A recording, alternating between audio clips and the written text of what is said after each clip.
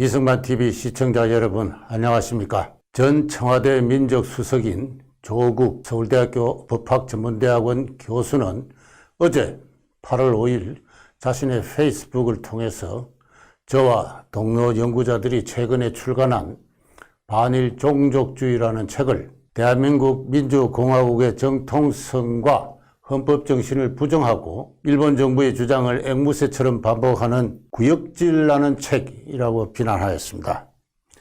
또한 저와 저의 동료 연구자를 부역 매국 친일파라고 매도하였습니다. 그 비난과 매도가 너무나 독살스러워서 이 자리에 서지 않을 수 없게 되었습니다. 조국 씨는 대중 정치가 이기 이전에 한 사람의 대학 교수입니다. 연구자이자 교육자입니다. 말 하나 행동 거지 하나가 학생들에게 모범이 되어야 될 교육자이지요. 저 역시 마찬가지입니다. 저는 1984년에 대학 교수가 되어서 2017년에 정년퇴직할 때까지 33년간 대학의 연구실을 누구보다도 충실하게 지켜온 사람입니다. 하루 평균 12시간 이상씩 연구실을 지켜온 사람입니다. 제가 근무했던 성균관대학과 서울대학교에서 토요일, 일요일을 막론하고 밤늦게까지 연구실에 불을 밝힌 연구자의 한 사람입니다. 대학 밖을 나와서 정치권을 기웃거리거나 그 흔한 정부 산하의 위원회에 초빙되어 참여한 적은 한 번도 없습니다. 2016년 제가 정년을 하는 그 해에 사회통합위원회라는 위원회의 장을 6개월간 맡은 적이 있습니다만은 그것은 정부의 산하기구도 아니거니와 무슨 권한과 책무가 있어서 활동을 한 그런 기구도 아니었습니다. 조국 씨가 연구자라면, 교육자라면 저 역시 누구 못지않게 열심히 연구자와 교육자로서 살아온 사람입니다.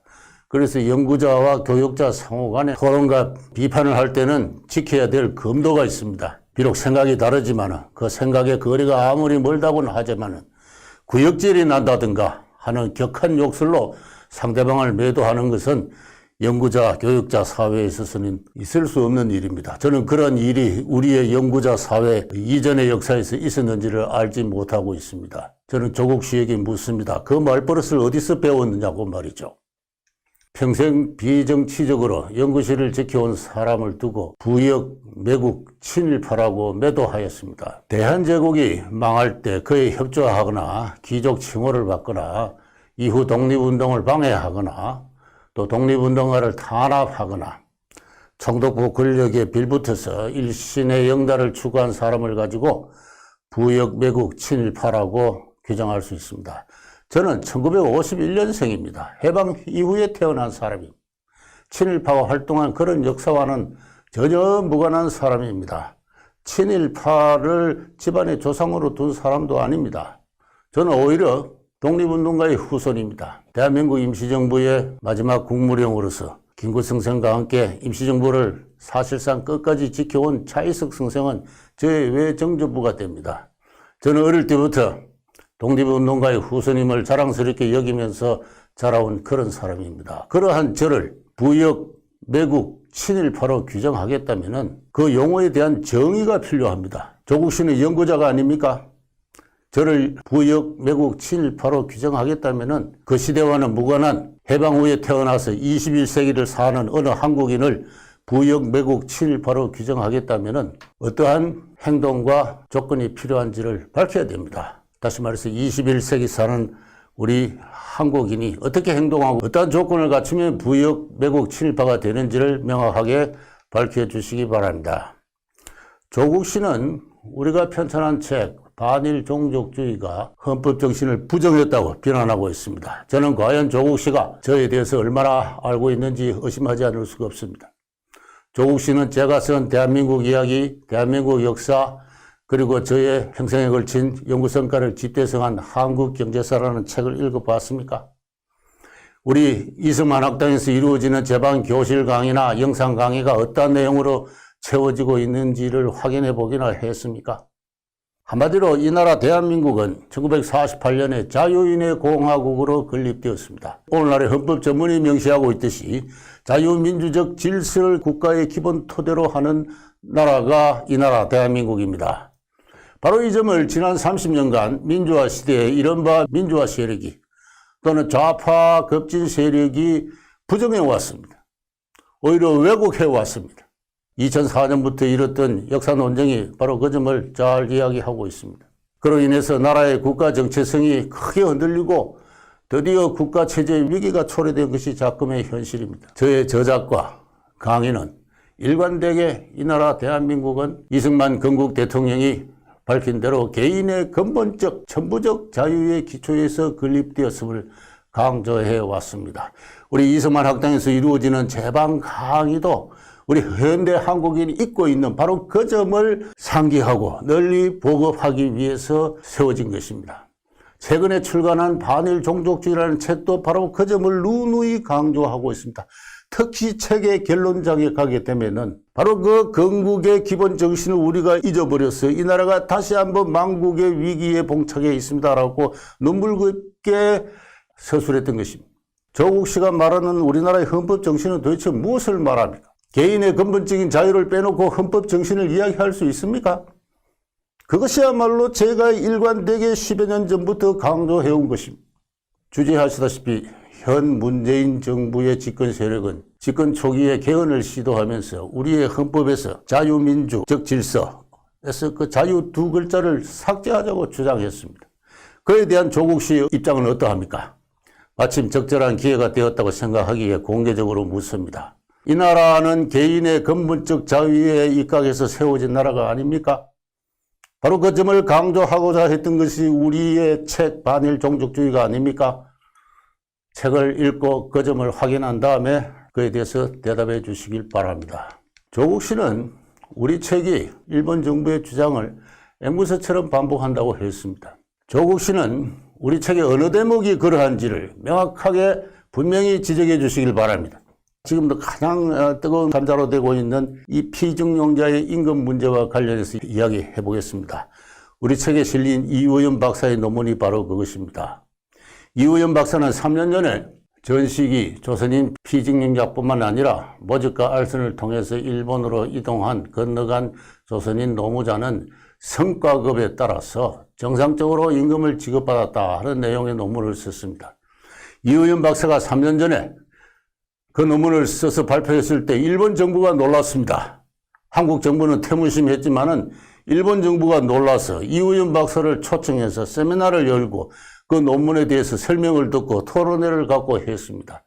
다시 말해서 우리는 일본 정부의 입장을 그대로 반복하고 인용한 것이 결코 아닙니다. 일본 정부도 모르는 새로운 연구 성과를 개발했다. 창의적인 연구 성과였다. 그렇게 이야기할 수 있습니다.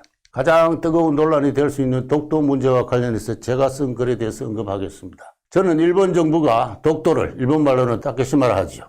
그 다케시마를 자신의 고유 영토라고 주장하고 있는 줄 알고 있습니다. 저는 이번 책에서 그 일본 정부의 주장의 진위를 검토하지 않았습니다. 저는 그에 대해서 관심을 두지 않았습니다.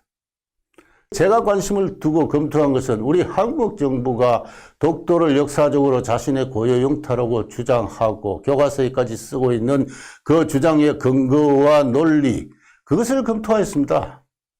제 논리, 실정, 그리고 결론은 아마 한국 내에서 초유의 것이라고 생각합니다.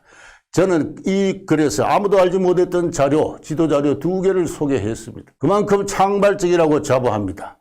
일본 정부는 아마도 저의 논문을 통해서 많은 새로운 사실을 알게 되었을 겁니다. 다른 챕터 하나하나에 대해서도 다 그렇게 설명해 줄 수 있습니다.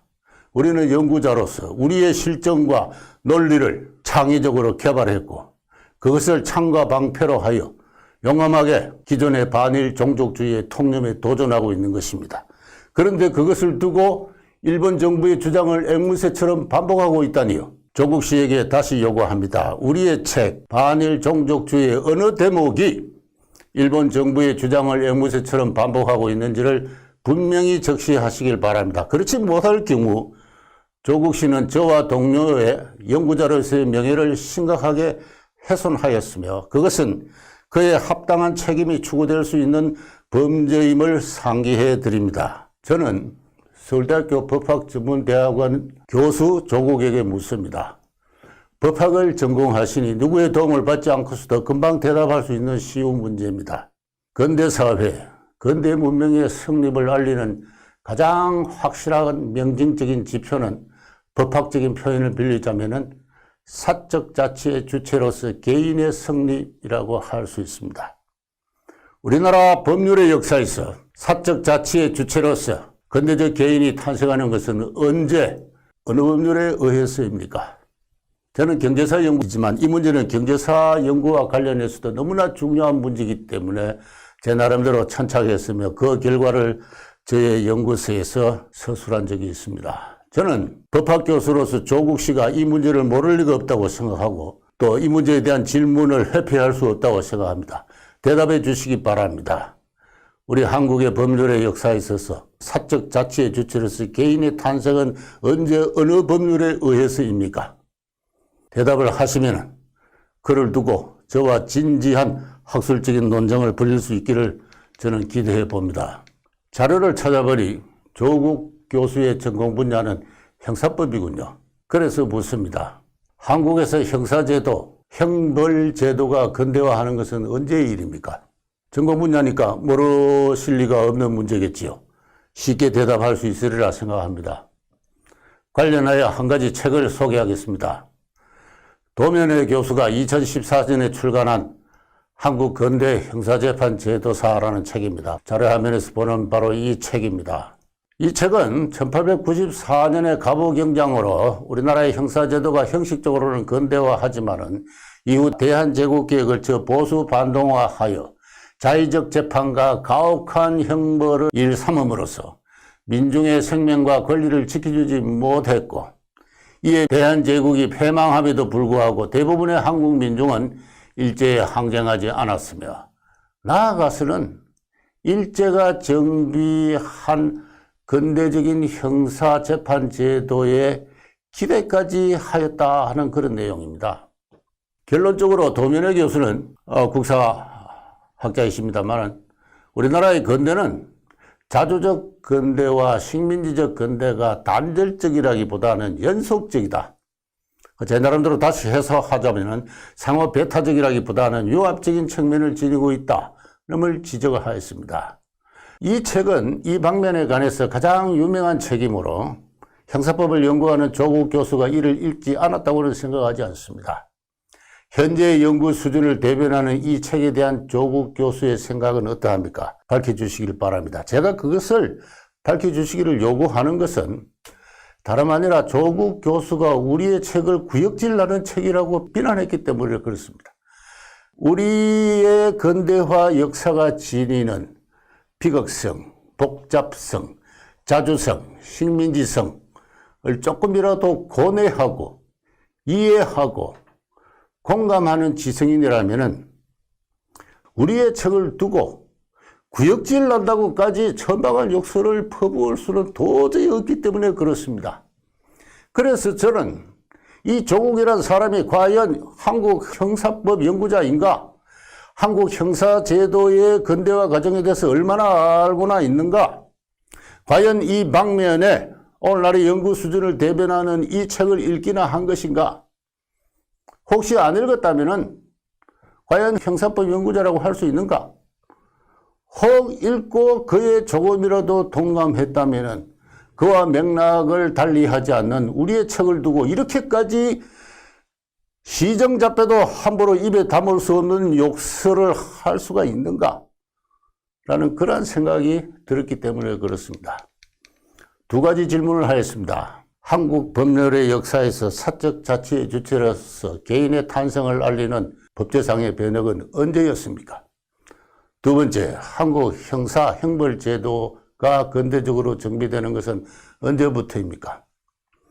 그대가 진정 연구자라면 제가 던지는 이 질문을 비켜나가서는 안 됩니다.